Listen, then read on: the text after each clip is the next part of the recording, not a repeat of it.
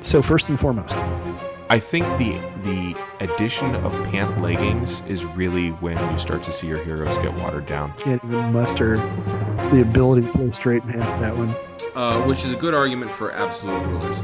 Everybody is going to get behind me. They're all going to love me, and my support numbers will go through. When you hang out with the hero, it doesn't go well for you. My grandfather Yeah. took the cob and just slid it right through the bar. Oh, God. Okay. And that became the dominant way our family did it. Okay. And so, in both of my marriages, they were treated to that. Okay, wait, hold on. Yeah, rage haiku. How do you imagine the rubber chicken point? My grandmother actually vacuumed in her pearls. Oh my God, it all makes sense. We'd had the sexual revolution. It and- might have just been a Canadian standoff. We're going to go back to 9/11. Dude, get over it. Mm-hmm. Nobody understands what the Bill of Rights is supposed to Agra has no business being that thick. be. When the cultists win, we all lose.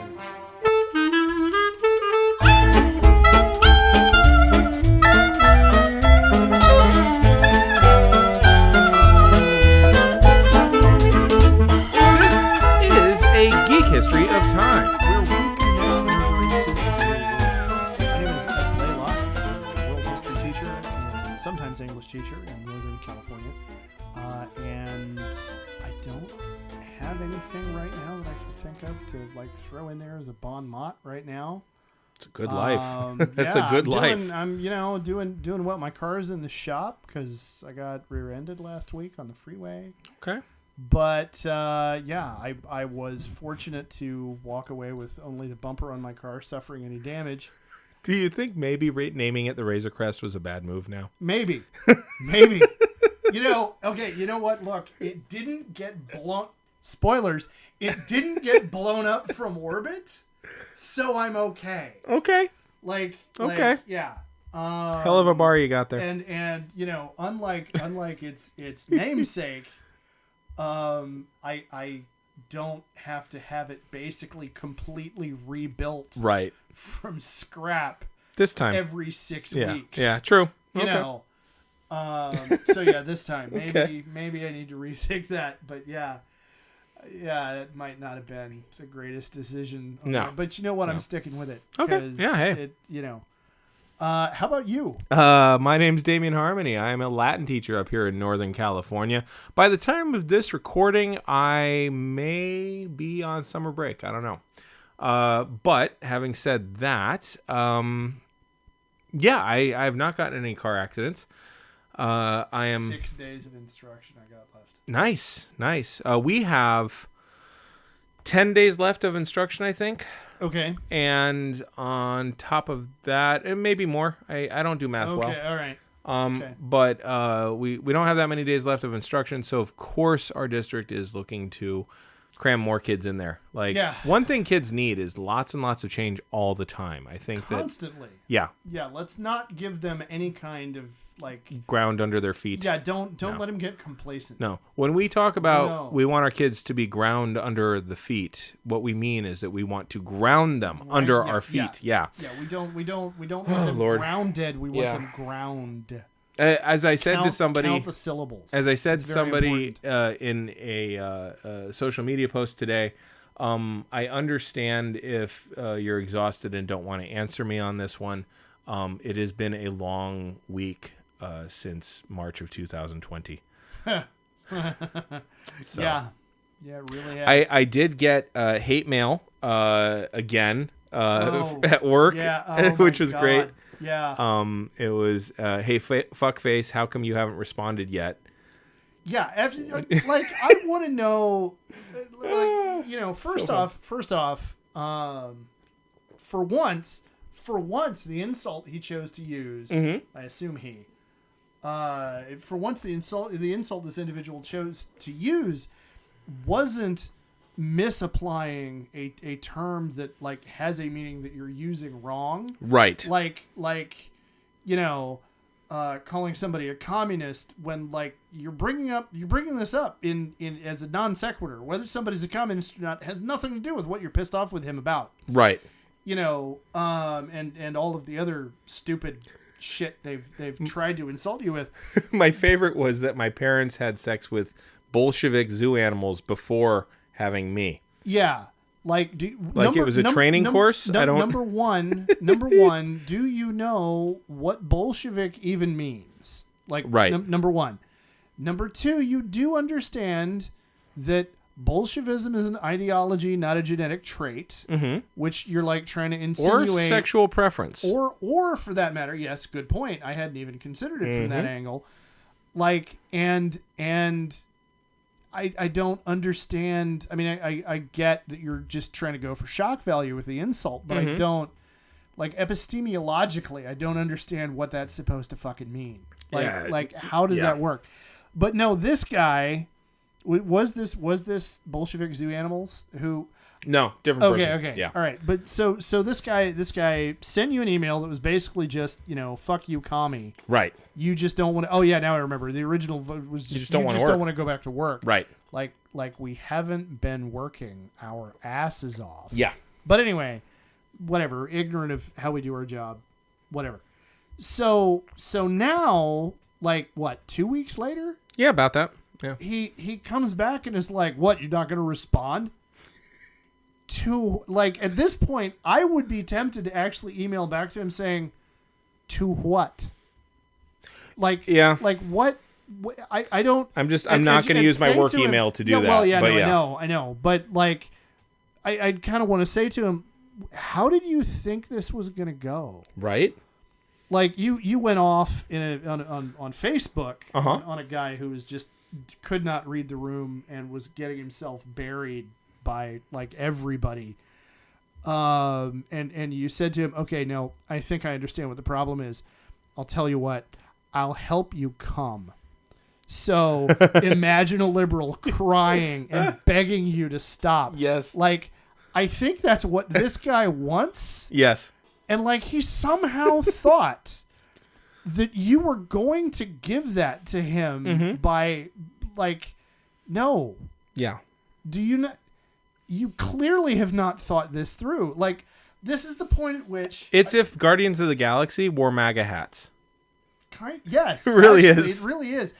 But, I know I've said this in very early episodes of the podcast, talking about David Attenborough was once asked, in all of these situations you've gotten in when you've been filming, documentaries and stuff for the BBC, he shared anecdotes where, he was filming in countries where there was, an active civil war going on. And, he and his very, all of the Brits film crew getting surrounded by, guys with AK-47s.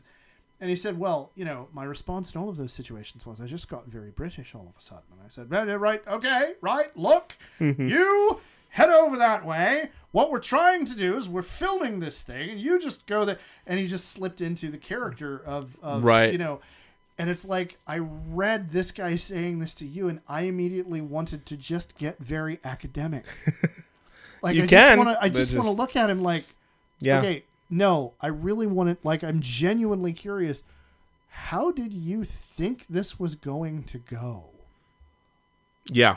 And wait to see what that opens up. Can you please like correct it like it's a paper? Yeah. I see your thesis statement. It's strong.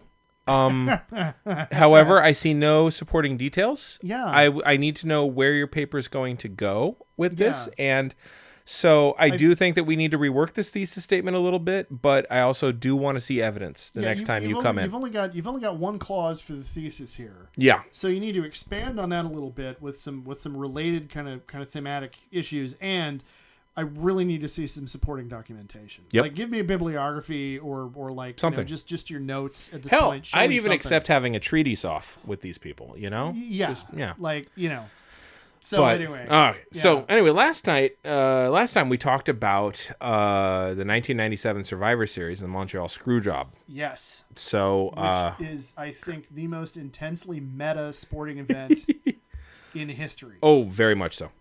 Very much so. Yeah. So, given that the 97 Survivor Series saw the Montreal Screwjob, 1998 would be absolutely going in reference to it. Okay, so Survivor Series happens every year in November, has since 1987, which had one of the best Survivor Series. So the Survivor Series used to be, it was a gimmick pay-per-view, okay? And what it was they were elimination matches. Okay. 5 guys on either side, and you wrestle, and you eliminate the opponents, right? Yeah. These are long matches. There were only 4 or 5 matches in the first Survivor Series. They were all elimination. Yeah, Okay. and the best match was the first one, and it was because it was Macho Man Savage and his team versus Honky Tonk Man and his team. But the thing was, Honky Tonk. yes. Okay. Oh God, that was my little brother Bowie's favorite guy for a little while. Really? Yeah, I mean he was super young in 1987. Okay. All right. So you were probably had your first job. Fuck you. But the Honky Tonk Man, I know that George was 12. driving I at that 12. point. Okay. George was yeah. actually driving, producer George. But the Honky Tonk Man had his team, and what was cool about it was there was enough time for each pairing of guys, and you could tag out to someone else, no big deal, but they genuinely told stories through the entire match. It was great. And then they had an all-women's one, and they had the Jumping Bomb Angels, which was amazing. They were way ahead of their time. They had a 20-man battle royal, or not battle royal, 20-man elimination match for tag teams. Holy crap. Oh, it was nuts. One of my favorite moments came a couple years later at another one of those things where I think I've talked about Tully Blanchard in the past, and he comes in and sees the guy across the ring from him and just walks over to another guy and tags out, and he got the most heat for that. It was so good. So good. Oh my God. Tully Blanchard's a master craftsman. So, by the time you get to 1997, you don't have elimination matches anymore. Those had gone away by 95, maybe 96. Okay. And so now it's another pay-per-view. Okay. It's a tentpole pay-per-view. There's something called the Big Four. There's WrestleMania, Yeah. SummerSlam, Okay. Survivor Series, and the Royal Rumble. Okay. So Yeah. so They're seasonal. WrestleMania Yep. is Spring, spring. March, usually, maybe early April. Okay. And then SummerSlam, duh. August. All right. Yeah. Okay. And then Survivor Series. Survivor Series. That's in is November. November. It originally was on Thanksgivings. Oh. Okay. And it was done to compete with WCW, NWA at the time, Georgia Championship Wrestling. Basically, Vince McMahon said, if you don't put Survivor Series on your closed circuit instead of that one, you don't get to have WrestleMania next year. Oh shit. Yeah, so it Playing was hardball. yeah. All right. So Okay. And then Royal Rumble is which is January. January. Yeah, Okay. so they're kind of squeezed together, but I yeah. was gonna say at the end that's And by this point, you have 12 pay-per-views a year anyway. okay. Yeah. All right, you got basically one every month. Exactly. But these are the tentpole ones. These are the big ones. These are the ones Okay. where major feuds get blown off. Okay. Okay. All right. A blow off, by the way, is to give you an idea. A blow off is where it finally culminates. Yeah, it's the denouement. Yeah. So the '98 Survivor Series is definitely going to be in reference to the '97 Montreal Screwjob. Well, because how could it not be? Right. When all of the meta that was involved. Yes. Yeah. Okay. Now, at this point, Stone Cold Steve Austin had been sticking it to his boss on camera in one way or another since WrestleMania, in the most not in the ring ways that he could. Okay. One time, he drove a Zamboni to the ring to disrupt Vince McMahon's plans.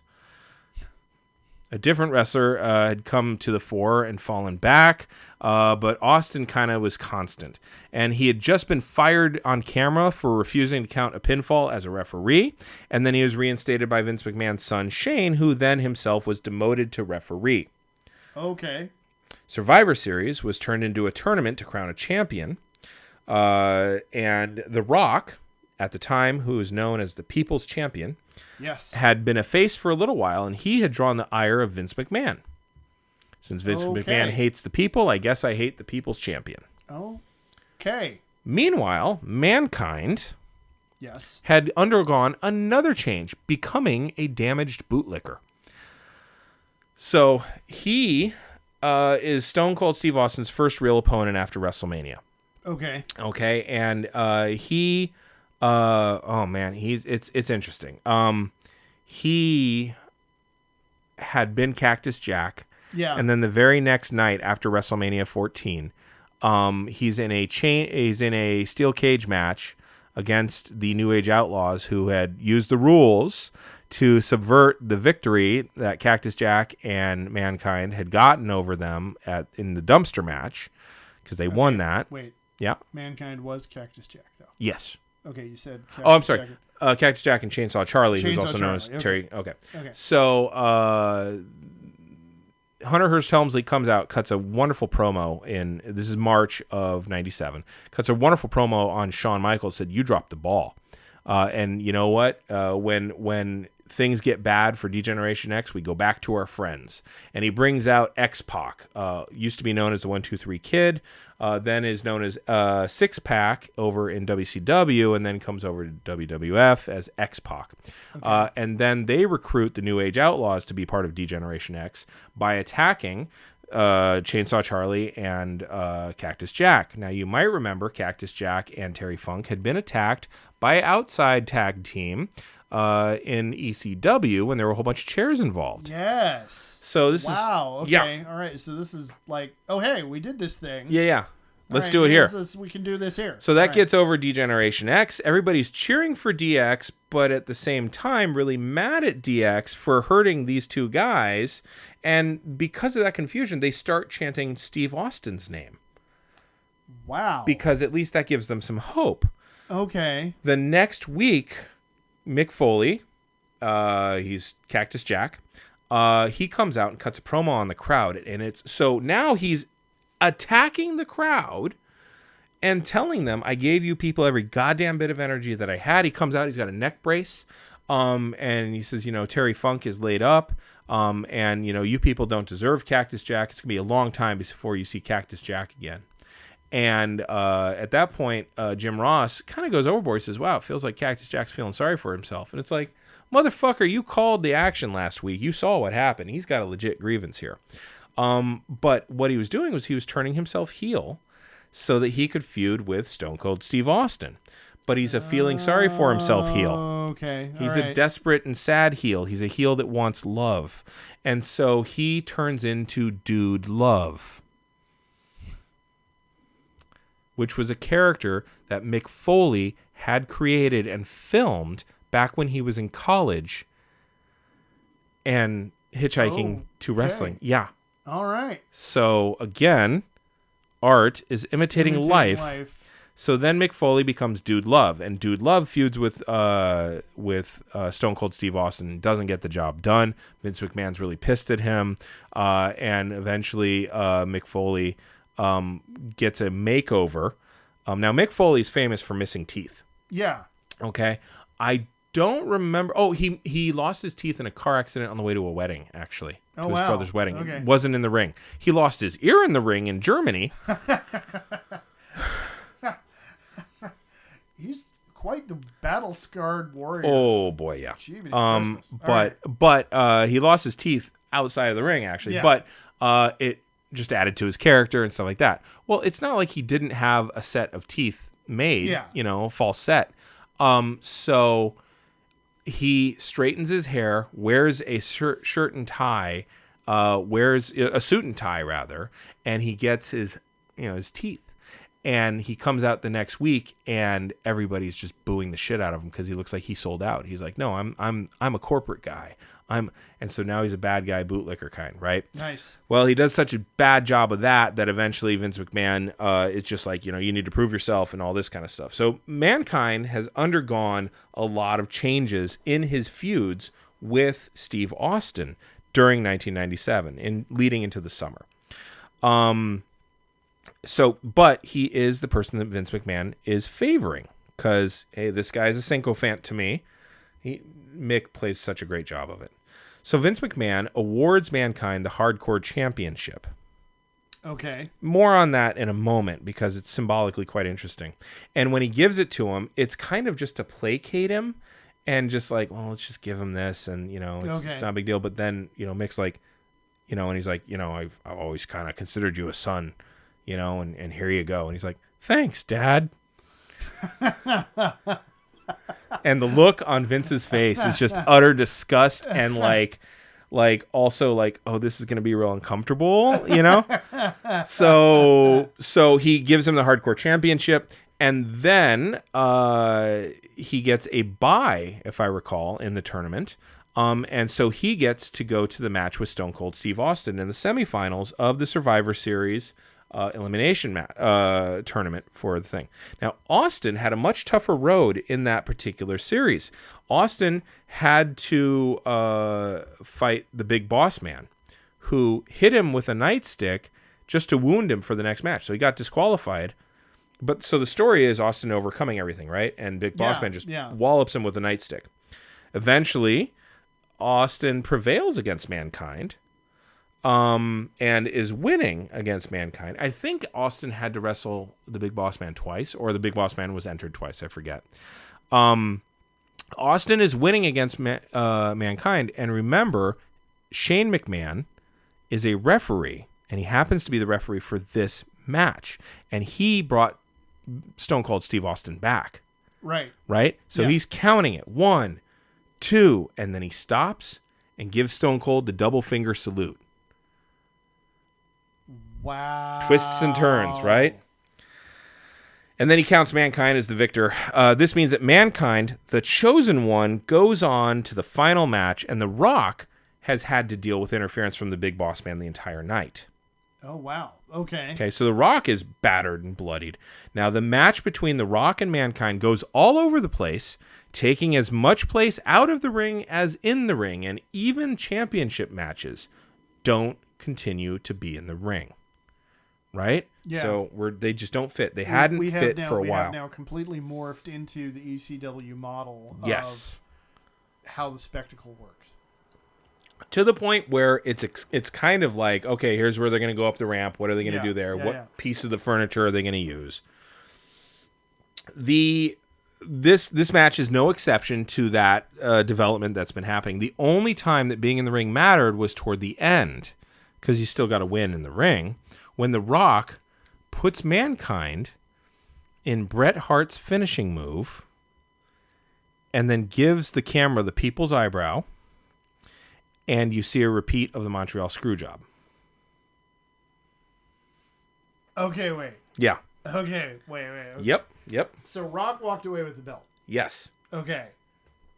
In a tableau. That was clearly. Yes. Okay. Yes. And Stations of the Cross level. yes. Okay. Yeah, this is like going to that Jesus Fun theme park in Orlando and watching the crucifixion three times in a day. Yeah. Yeah. So I would just point out that it was Mankind who was the chosen one to go on there. Yeah. And The Rock pulls a Montreal Screwjob on him, and Vince McMahon is there, and The Rock hugs him, and McMahon crows about swerving everyone and double-crossing Mankind. Wow. Now, this instantly makes Mankind a babyface in the process, and what's interesting here now is Mankind has been wrestling in a suit and tie. So now, a lot of the pictures you probably see of Mankind are him wearing like a dress shirt that's all tattered and battered, and maybe a tie, maybe not, but, you know, sweats and whatnot. This is where that starts. So now Mankind is a babyface, and The Rock is a heel. Okay. So the People's Champion has now become a bad guy, has gone corporate. Now, so just derivative upon derivative upon, you know. Okay. Now, the hardcore title. Eventually, Mankind would lose said title, and it ends up somewhere in the bottom mid-card as kind of a comedy bit. And wrestlers would specifically wrestle hardcore matches for it. So, hardcore matches are matches where you can bring anything into the fight. Okay. Hit people with cookie sheets that are under the ring, which I've never understood, or stop signs that you find somewhere, or whatever. And it also a kayak. Or a kayak. That's right. I'm still getting over that. And these hardcore matches are now codified. Okay. So the chaos that we saw in ECW has now become ritual. Yeah, and sanitized and kind of Rocky Horror Picture Showy. Yeah. And now the wrestlers are wrestling in not wrestling matches for this not wrestling title in a wrestling show. And these are wrestlers. And during pay-per-views, they would find their way over to a nearby bar or maybe the Rain River of the city or a nearby forest. They got out of the building. Wow. And it's codified. And then they instituted the 24/7 rule, which means that the hardcore title was up for grabs at all times, making it a backstage segment almost all the time. So now it's not even a match. It's a sneak up on a guy and find some way to ambush him, and then you're the champion and you run off. And that's a filler segment. And then we'll maybe have a hardcore championship match at the next pay-per-view to open or... Oh, okay. Now, the belt itself was a broken reference to the original belt. It was literally shattered and held together by duct tape. And to give you an idea of this belt, and again, this is the hardcore championship belt. This is where wrestling is going in 1998, 1999. To give you an idea, there were women who held this belt. Now, there's a women's championship, but women held this belt. Blurring lines. Okay. Okay. Again, this is not too far from... I mean, honestly, by 98, 99, you might have the first graduate from Citadel. Yeah. Women held the title. A prostitute held the title. Okay. Well, because there was a pro wrestler called The Godfather, and he had something called the Hoe Train because he was a pimp. And he would... you remember how like Ted DiBiase, the $1 Million Man, would like buy his opponents off sometimes? Yeah. Normally he'd beat the shit out of them, then stuff $100 down in their throat. Well, the Godfather would be like, okay, we could fight, or you could take a ride on the Hoe Train. Really? Yeah, dude, it was the 90s, and like blackface was still being regularly used to mock certain athletes. Oh. Oh wow. yeah. It's whew. So holy wow. Yeah. All right. So yeah, a prostitute held it. The shortest title reign for the hardcore championship was roughly 5 seconds. you remember Pat Patterson and Gerald Briscoe? Yeah. They had an evening gown match for the title.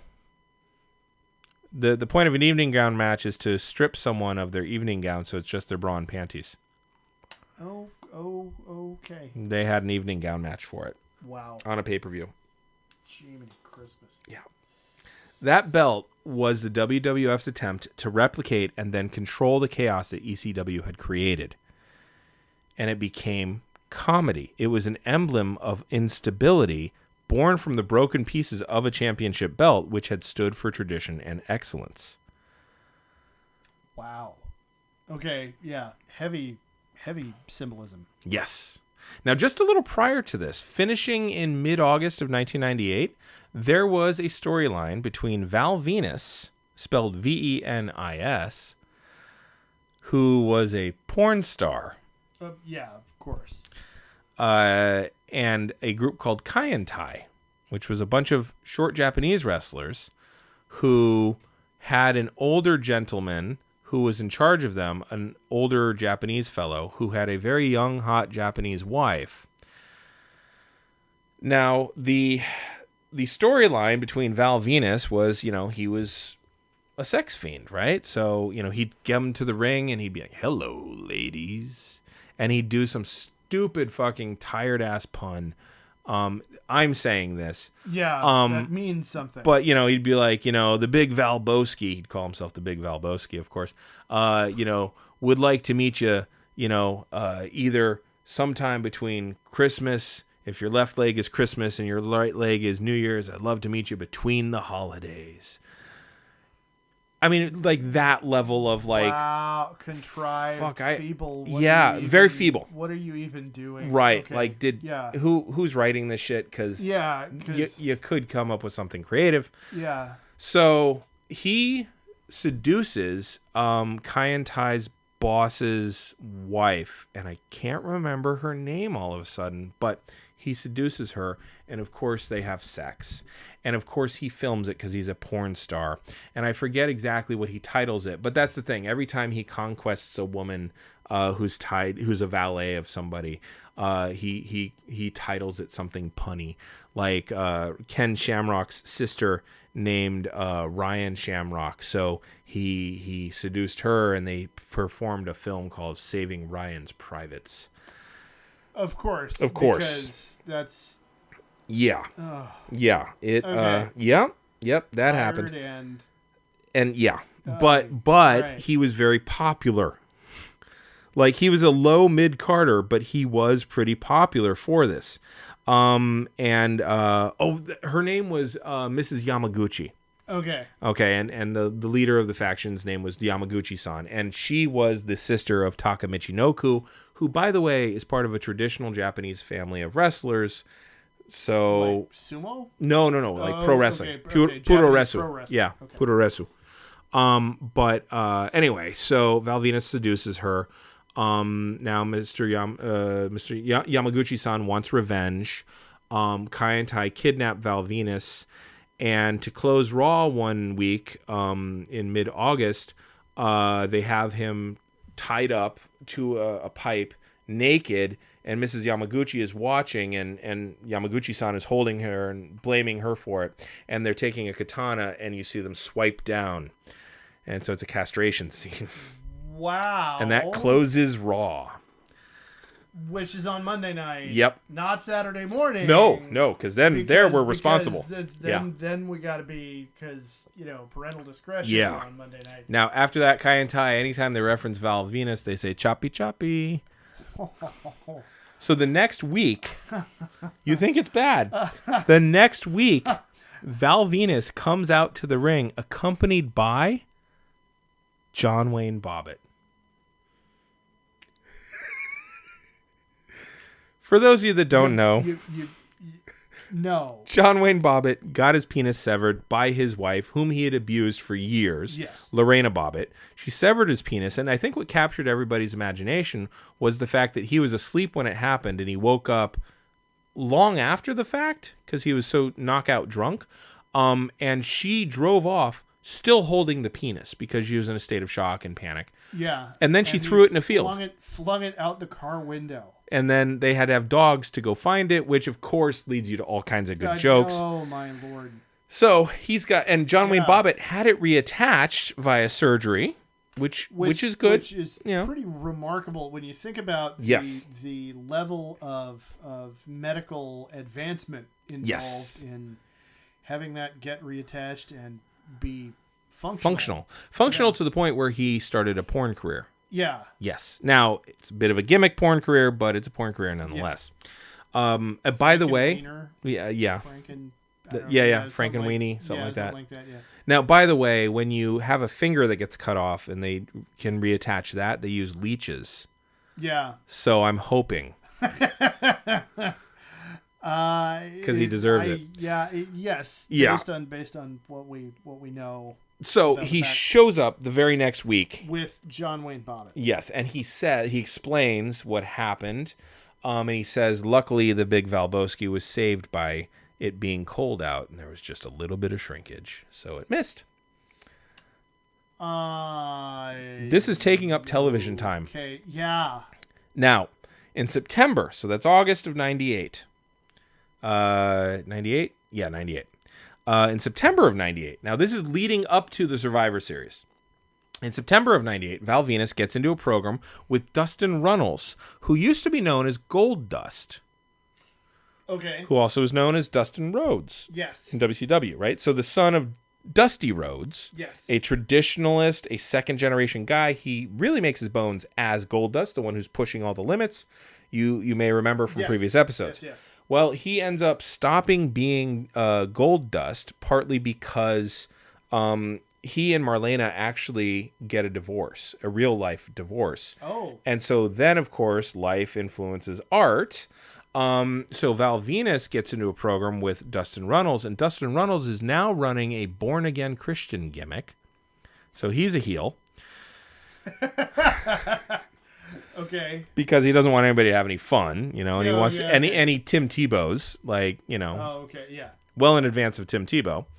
So Val Venus gets into a program because he sleeps with Dustin's real-life divorcing him wife, complete with her claiming a pregnancy by Val, eventually claiming a miscarriage, and then... You've talked about that miscarriage before. Yes, and then No, wait. turns out... No, that was the Lita. It was Yeah. a different miscarriage. Yes. My God, they've used that more than once as a fucking plot line? You have said that with demonic possessions at Days of Our Lives, yes? Yeah. Oh, okay. Okay. So, and then it turns out she was lying and she was never pregnant at all. I don't know if that's worse. Yeah, I don't know. Wow. Yeah. Okay. So you have, August and September, that's kind of, taking up Okay. the upper mid card. The That- non Stone Cold Steve that- Austin. Yeah. That is taking... Okay. A lot of it, yeah. Now, the Royal Rumble since 1993 had been what determined the challenger for the title at that year's WrestleMania. Okay? Okay. Royal Rumble is a battle royal in reverse. So a battle royal, you start with 20 guys or 30 guys in a ring, and the last one standing wins. This one, you start with 2 guys in the ring, and every 2 minutes you add another guy. And then, of course, you're throwing people over the top rope, right? So it's pretty cool because then Okay. you get into... who's going to come out next, what storyline is going to advance here, and also the winner of this gets to go on to WrestleMania for the championship. It's pretty cool. Now, Okay. in the late 90s, it became a tool for advancing storyline, okay? And it did so by taking the action out of the ring, which is really weird considering the whole point The is whole to, gimmick is you're adding more people into the ring. as people are getting thrown out of the ring. Right. Like, again, you and I are draw number 1 and 2, right? We Right. wrestle for 2 minutes. Now, if you're lucky, you can throw me out, right? But if you're not, we wrestle for 2 minutes. A third guy comes in and joins into the fray. And if nobody can get a guy out, a fourth guy comes Yeah, in. yeah, Well, yeah. even if you throw the other 2 people out, a fourth guy's going to come out 2 minutes Yeah, yeah. later. And it's just every 2 minutes. And it's not every 2 minutes. It's called Royal Rumble time. They're just like, okay, go. Yeah. And you tend to send a guy out there with instructions, and be like, okay, make sure you tell this guy that he needs to throw the next guy out and blah, blah, blah, blah, blah. But by the way, it's a Pat Patterson creation. It's very brilliant. It's one of my favorite types of matches. But the thing is, by the late 90s, it is about advancing storylines. And the action for the thing where you're supposed to stay in the ring bounces out of the ring. But you have to throw them over the top rope. So if you go under the middle ropes, then you're not technically out. So you can come back. Okay. So you can have all kinds of shenanigans. Yeah. for the audience on the ring Right. up But and now down. you're fucking with rules, right? You're Yeah. Yeah. So Vince McMahon made it so Stone Cold Steve Austin was number 1 in the Royal Rumble. Shawn Michaels, at this point, he is not in the ring. He is a commissioner. He said, okay, but Vince McMahon is number 2, which means Stone Cold's going to get 2 minutes with him. Well, immediately, Vince McMahon runs out of the ring, so immediately Stone Cold Steve Austin chases him, having gone out of the ring. Neither one went over the top, therefore neither one got eliminated. Now, this is 99. 98. Let's see, 98. No, this is 99. Okay. Because The Austin, Royal Rumble, yeah. January. Because Austin doesn't have the belt. So Austin's going to win the Royal Rumble, then he's going to go to Mania, and then he's going to get the belt back. God damn it, So Austin chases McMahon from the ring. Neither is eliminated. They end up in the women's bathroom where McMahon has set up a ambush with his retinue, and they attack Austin, and Austin is hospitalized. Oh, wow. So he gets gurneyed, and he's hospitalized. Now, all of this happened while the match was still going on, but the camera was focused on Austin being loaded into the hospital, or loaded into the... Ambulance. Thank you. I was going to say the sick wagon, because German. So again, our attention is not in the ring. The very place that is the centerpiece for all the action is no longer germane to the action that's going on within it. Now, McMahon went to do commentary at ringside. He didn't get back in the ring. Mabel was eliminated. Mabel was a 500-pound, 6'8" black man with a white mohawk. He was eliminated and then put into a hearse outside of the venue. Again, more focus on that than what's in the ring. And the reason for that is because as they're loading him into the hearse, because the Undertaker is doing the corporate ministry thing, as they're loading him into the hearse, guess who comes driving back in an ambulance that he has now commandeered? Wait. Okay, hold on. Yeah. Back up. Sure. Back Sure. back the hearse up. Yeah. So he got loaded into an ambulance on a gurney. Yes. But he has somehow managed to get a fourth wind Yes. to commandeer Yep. the ambulance Yep. to drive back. Yes. Okay. So he took himself to the ring to finish the Royal Rumble, and he eliminates everybody eventually. And then he looks to McMahon, who's doing commentary, and he stalks McMahon. Austin throws him into the crowd because why would you go in the ring? Yeah. So the match is still going on. Now there's nobody in the fucking ring. Not like we paid attention to anybody in the ring the whole time anyway, but now there's nobody in the ring. The ring is blatantly empty. Yes. It's a blank canvas. Literally. Yes. Okay. So Austin throws him into the crowd, then he throws him back out of the crowd, and he eventually throws him in the ring, and then he gets distracted by The Rock, and then Vince McMahon throws Austin out and wins the Royal Rumble, which means Austin is not going to WrestleMania to fight the champion, and Vince McMahon technically has that ticket. The Boss won. Yes. Now this is January of 1999. The Boss won. The guy who was sticking it to the Boss lost, and it was obvious that the real action outside of the ring superseded anything happening where the rules are being followed. Well, this sounds to me like a Southern plot line. Doesn't it, though? Except the Southern plotline almost always had the actual promoter as the good guy, Okay. which is itself a really special kind of bootlicking. Now, I bring all of this up because it does remind me of something else. See, in December of 1998, Bill Clinton got impeached. Oh. The House had brought up charges that Clinton had lied about his sexual activities with specifically one intern. He was 49 and she was, I think, 22. Yeah. Which makes him a goddamn dirtbag, and all of America focused on her for some reason because we're shitty people. But the impeachment was really an effort that was driven by Republicans starting as far back as 1994 when they got into office, trying to find a way to remove a legally elected Democrat president from office. Yes. Kenneth Starr, who replaced Bob Fisk, was appointed by Janet Reno as an independent counsel to investigate Whitewater. Now, again, I'm going to bring this up, just tell you the timelines again. Val Venus, Choppy, August of 98. Val Venus knocks up Marlena, and turns out she's lying. You can't trust that woman. September 1998. November, Boss double crosses the Everyman and has co-opted the People's Champion. Is that November or is that January? That's November. Okay. January, the Boss right. overthrows Okay. the one guy who's been able to stand against him. Wow.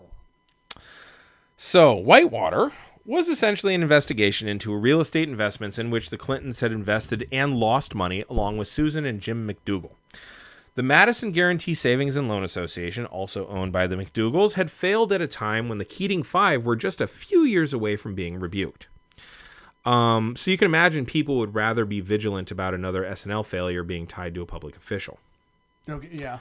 Laura Jean Lewis was just such a person, and she dug deep into finding connections to the Clintons, naming them to the FBI in a criminal referral as a witness to what had happened with the failures of Whitewater. See, if you fail at an investment, that could mean tax breaks and stuff like that. It could be a way of laundering money. Yeah. The FBI didn't think the referral had enough merit and never pursued. She continued from 1992 to 1994 to continue to submit referrals, which then became public knowledge. Now, in November of 1993, David Hale, a former judge and a banker in Arkansas, claimed that Clinton pressured him into loaning Susan McDougal $300,000 illegally.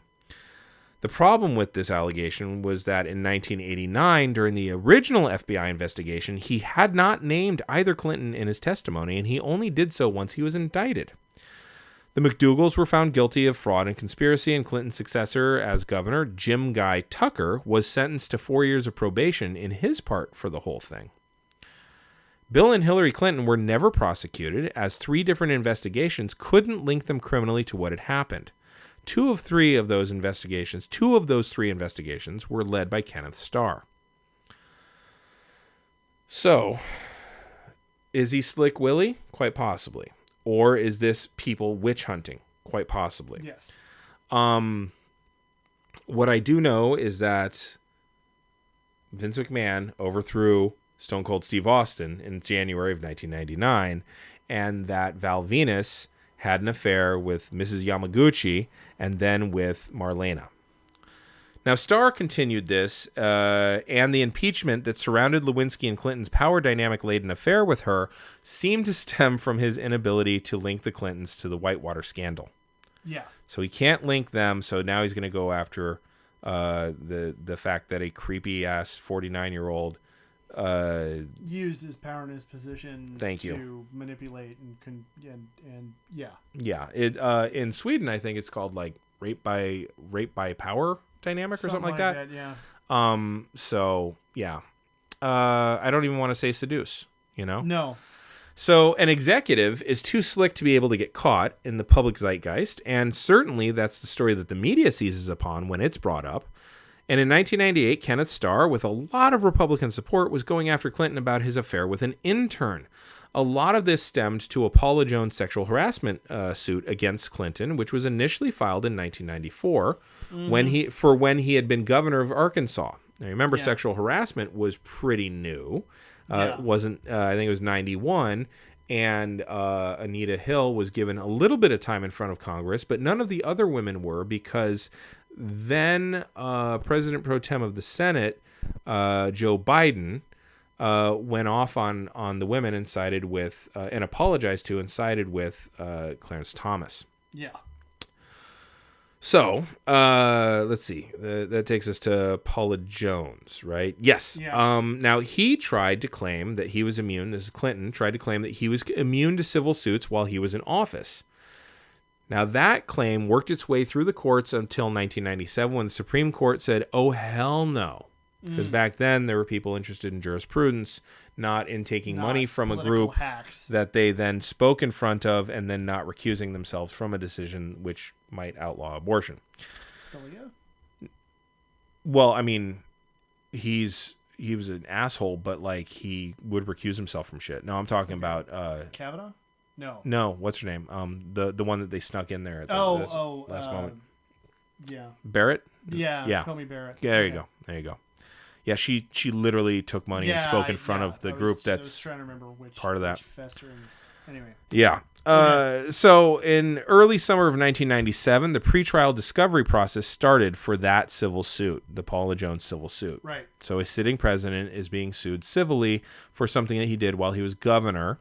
So the reason why Lewinsky was included was twofold. First, she'd been telling her friend Linda Tripp about her affair with the president, and Linda Tripp was leaking this information secretly to Paula Jones's attorney. Secondly, Jones's attorney was trying to establish that Clinton had a history of such behavior with women, and that would be material to the case. Now, after Lewinsky got added to the list of witnesses in the Jones case, Clinton began trying to conceal his relationship with her. He encouraged her to file a false affidavit, to use cover stories and hide gifts that he'd given her, and to try to find her a good job as a favor for her silence. These are all things that he did do. This is all according to the Starr report. Now, this is crooked, yes. This is slimy, yes. In January of 1998, Clinton denied his sexual affair with Lewinsky. I have never had sexual relations with that woman. Now, it's really interesting to parse those words. I did not have sexual relations, which you could start, what is sex? And you remember people... Well, and he did not do himself any favors by saying, well... You have to get into what the definition of is. You know, I looked into that, and he actually had some standing on that, though. Okay. He really, like, there was a stump to step on for that. Okay. It wasn't just a splinter. But you're right. I mean, it still sounds... It plays badly. It played horribly. But what I also like is that he said with that woman... Not this woman. Not any of these other ones. That woman, I'm specifically denying that woman, Miss Lewinsky. So again, he's naming her, and he's being very parsimonious. He is a lawyer. Now, a few months later, he admitted to oral sex with her and that it was wrong. And in August of 1998, Right. mid-August, 98. Okay. Yeah. So the Jones case gets thrown out because it was 1998. And women claiming sexual harassment by powerful men did not really get taken seriously. Clinton settled with Jones in November of 98, by the way, for $850,000. This also meant that he didn't have to admit any wrongdoing. In November of 1998. Yes. I get where you're pointing the timeline here. Now, then it gets wild. Bob Livingston replaces Newt Gingrich as Speaker of the House on January 3rd of 1999. Okay. Because Gingrich, who had 2 years before been hit with an ethics reprimand for violating federal tax laws and using funds inappropriately to get reelected, had resigned from Congress. Yeah. He found a book deal. Of course he did. Yeah. But then Bob Livingston resigned from Congress because he'd been unfaithful to his wife, and he said to Clinton that he should do the same. Okay. Clinton said no and actually urged Bob Livingston to reconsider his resignation, which makes Clinton look like the reasonable one. Okay. So this is January of 1999. Yeah, and okay, so when So the guy that was always sticking it to the corporate boss is gone. Yeah. I remember how that whole thing, the end result of that whole saga wound up getting satirized. Oh, is this on the SNL? On SNL. Yes. Yeah. What the hell happened? So good. Oh, it was so good.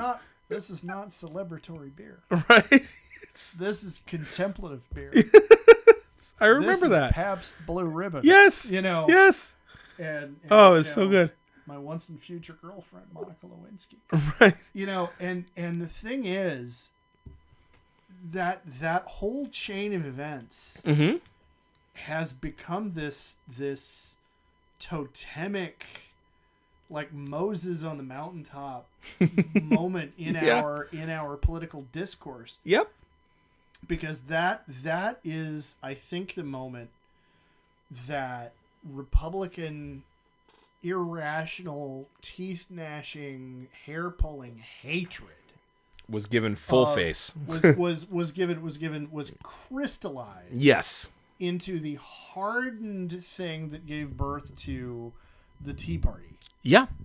And at the same time, I think moderate Democrats spent the next, I don't know how many years, talking about, well, you know, it was a blowjob, and you tried to crucify him for it. Meanwhile, look at what your guy is doing. Yeah. Meanwhile, progressives, feminists, intersectionalists, and everybody were like, can y'all centrists kind of stop being so shitty about this? Yes. Like, you know, because just that skit that we both remember so clearly, the attitude displayed toward Bill Clinton, yes, the attitude displayed toward Monica Lewinsky, and his and Clinton's relationship with Hillary Clinton was such a relic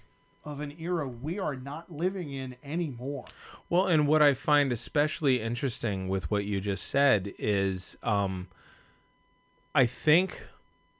genuinely think that they used the impeachment wrongly.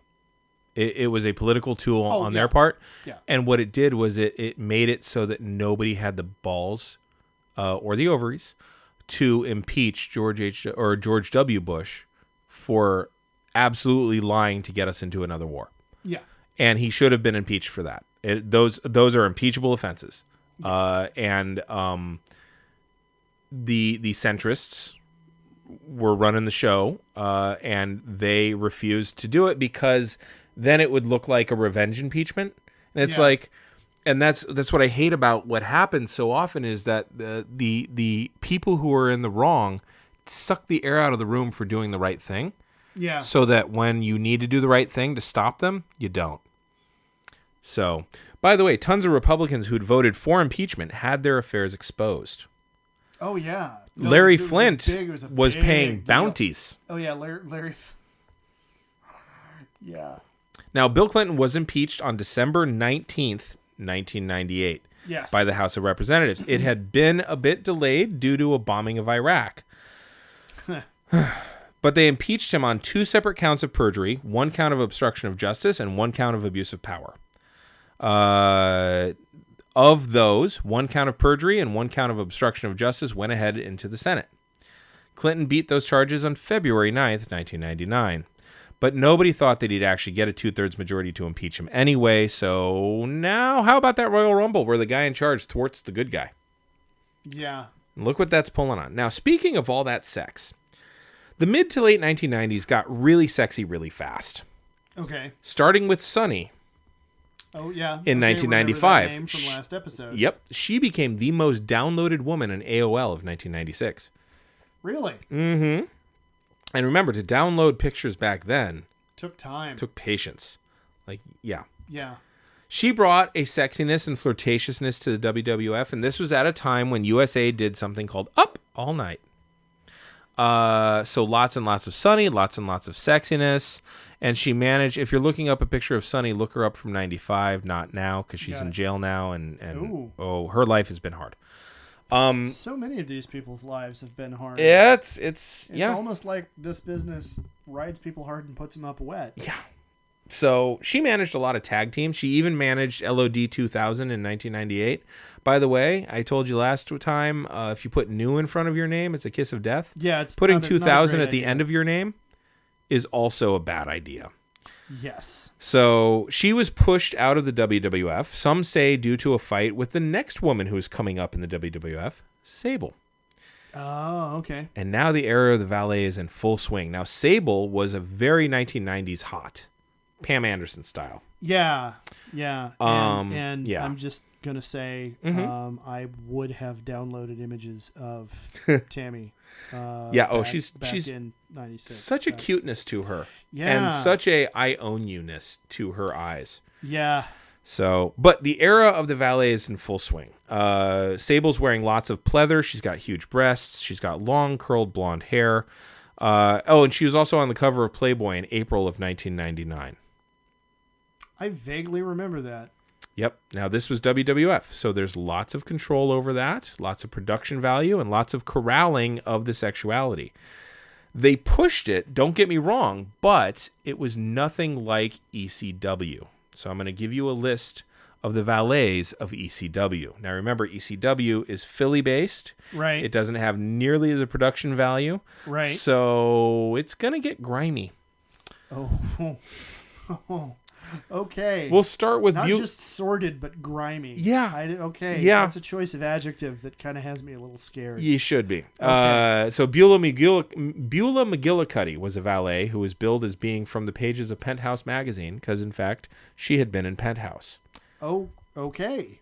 Dawn Marie debuted with ECW in 1998. Now, she debuted as Tammy Lynn Bitch. Oh, that's lovely. Yeah. Now, this is because it was a play on the real name of Sunny, Tammy Lynn Stitch. Stitch. Okay. Or it's actually just Sitch, I think. Sitch, yeah. Who had come back to ECW after getting pushed out of WWF. Angelica, and then later called Miss Congeniality. Now, she was only in ECW for 5 months in 1999 before moving on to WWF and becoming Lita. Oh, wow. Okay. A name that has been mentioned already a couple of times. And do a side-by-side of those, and you can see that WWF has a lot of production value. Just again, grimy. Like ECW had her as kind of grimy. Francine was another staple of ECW, and Francine would often wrestle men. Kimona Wanalea. I did that so much on purpose. For our listeners, Ed is drinking Calistoga water, and I waited. That would have been painful. I was hopeful. My nose. I was so hopeful. Now that was her name, Kimona Wanalea. Wanalea. She is credited with one of the very first lesbian angles in wrestling, making out with Beulah.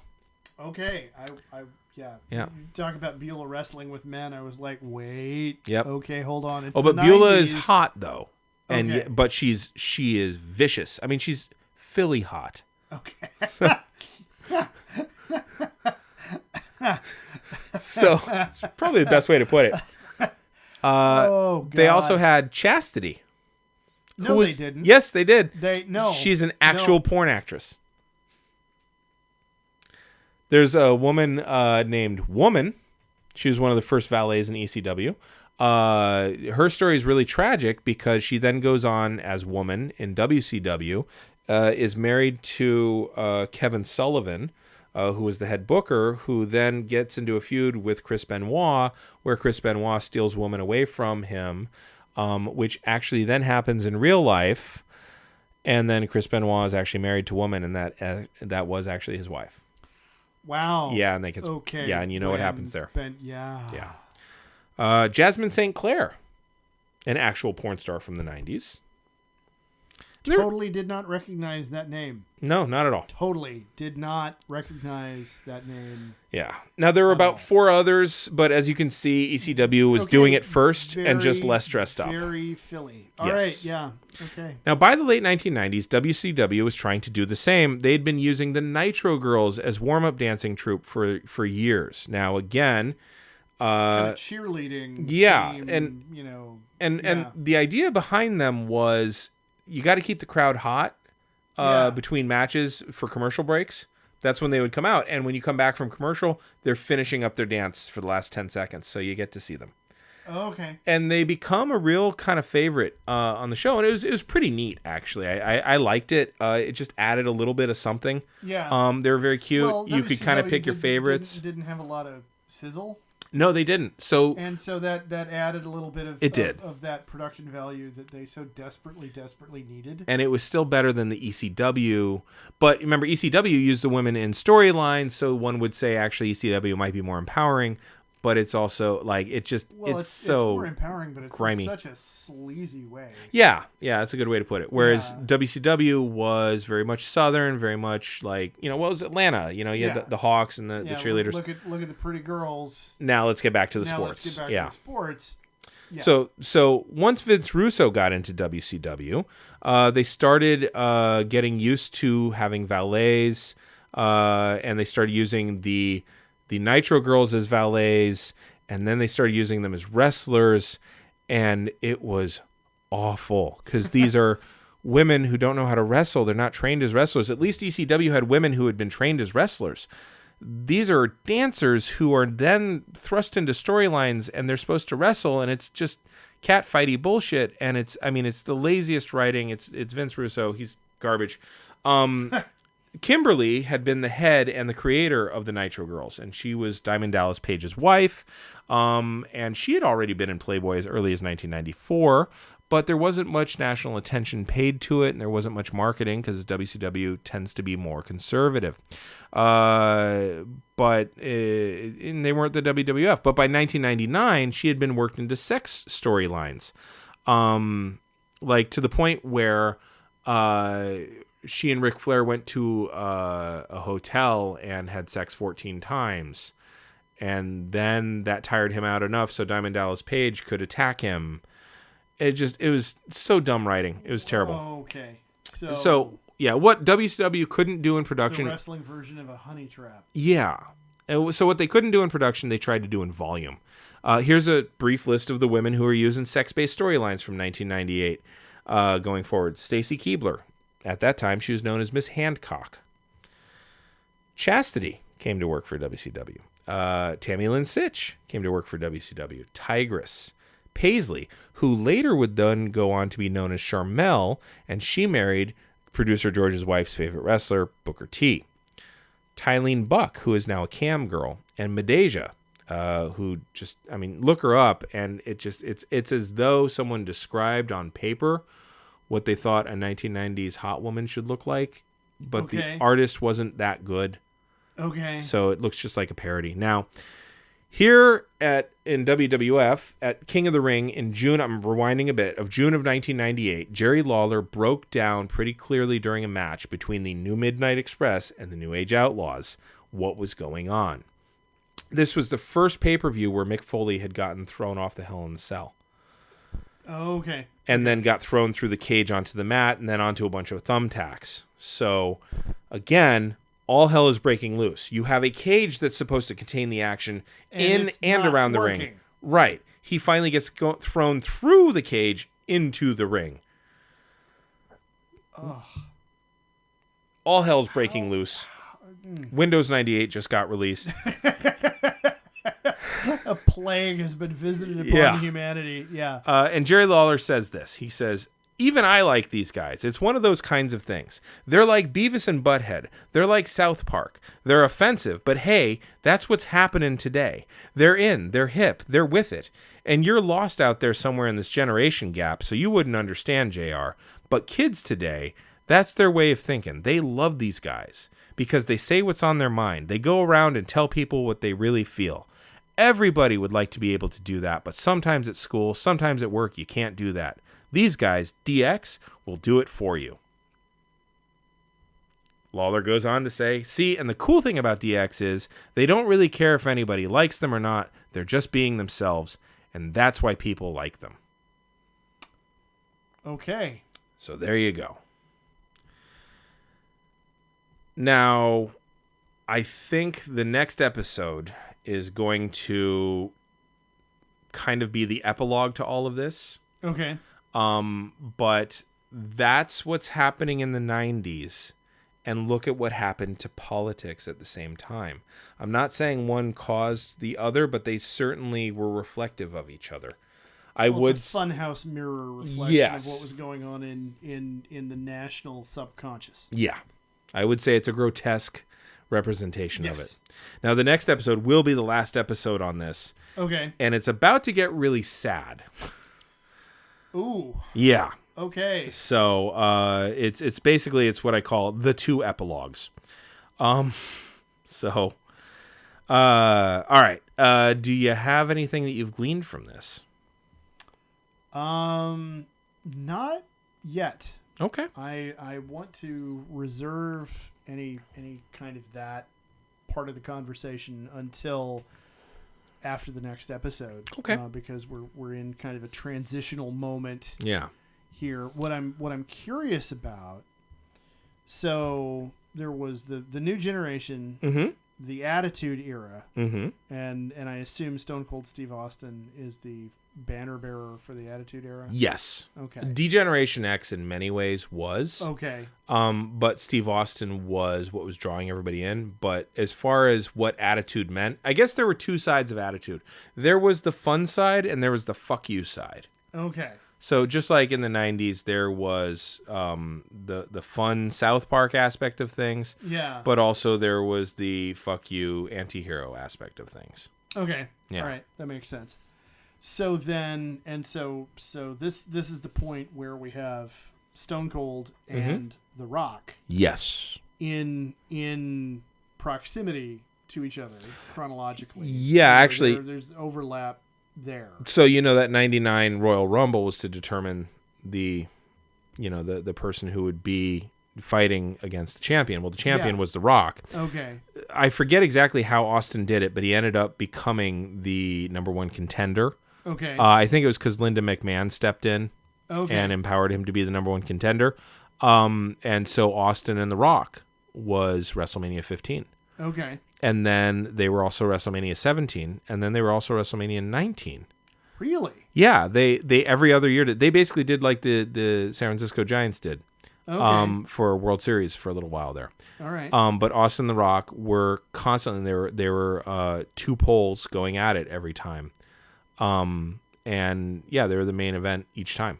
Okay. So now, at what point, where in that chronology would you say The Rock transitioned from being WWE's creature to being the juggernaut within our media landscape that it is now? Okay. So he goes away from the WWF. Actually, at that time, I think it was WWE. But he goes away from them around WrestleMania 16 or shortly Okay. thereafter. I forget exactly when, but he goes away for a while. He comes back, and that's when they end up ginning up for the WrestleMania 9. I'm sorry, he goes away after WrestleMania 18. Okay. Where he wrestles Hulk Hogan in the Toronto Sky Dome. And Hogan is supposed to be the heel and The Rock is supposed to be the face, and they listen to the crowd and switch.